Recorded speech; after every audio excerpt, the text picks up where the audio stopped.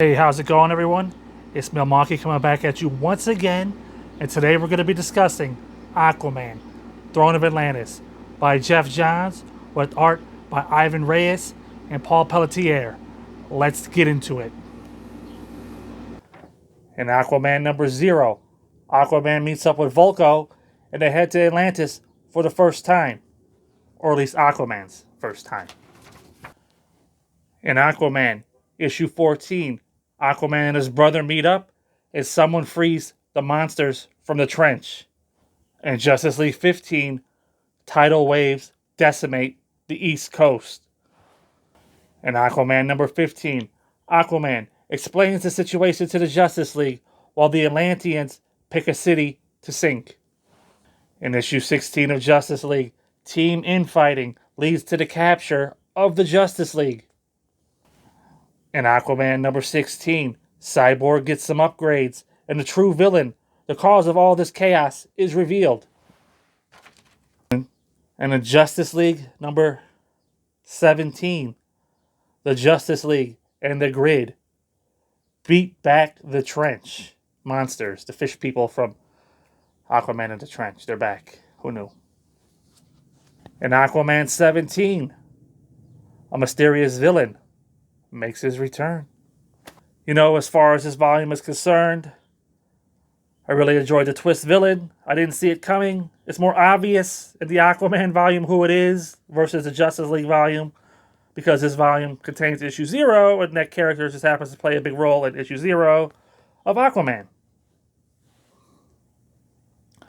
But by the time, the battle's starting, and I think they fought in Boston or wherever the fight was, you forget this guy exists, and then you got the Atlanteans versus, the Justice League, and then the people of Earth or America.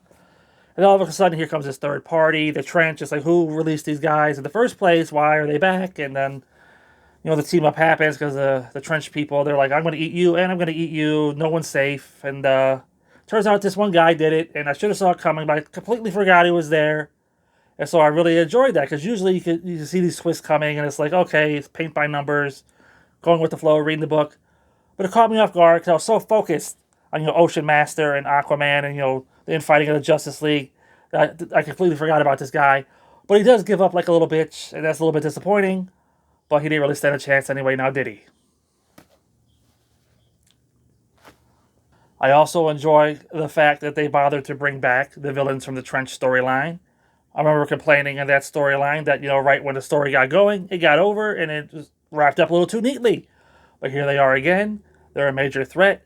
We know a little bit more about them. And will we see them again in the future? Probably. The next story arc gets set up here. It looks like the true King of Atlantis is coming back. We'll see what happens with that. A negative for this volume is where are the others? Like, why wouldn't they join up on this fight? It seems like they should be around, right? They get their own spin-off book, Aquaman and the Others, later down the line. They're going to be playing a bigger role in the Aquaman universe. Except for here, when it's all on the line, where are they at? I don't know. Like I said, Yawara was the big standout in the previous volume. I don't remember if she died or not, now that I'm thinking about it. Maybe that's why she didn't show up. But it could have been there. I mean, instead you got the Justice League calling in the Grid members. And it's like, I always hate it when the Justice League expands. I feel like they lose the magic when it's not like the main characters that you want to, read about. And instead you got like these B and C tier list Justice League members that you're just like, whatever.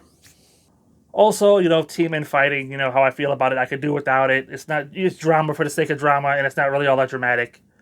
But with all that being said, I'm going to go ahead and give Aquaman, the Throne of Atlantis, a 5 out of 5. Great come-together story here between the two titles, crossover, whatever you want to call it, between Justice League and Aquaman. Everything's barreling towards, I believe, forever evil. The ramifications of this book hopefully will be felt then, because it seems like they're setting up big things, both in the Aquaman title and in this title. We'll see how it goes. Until next time, see you there.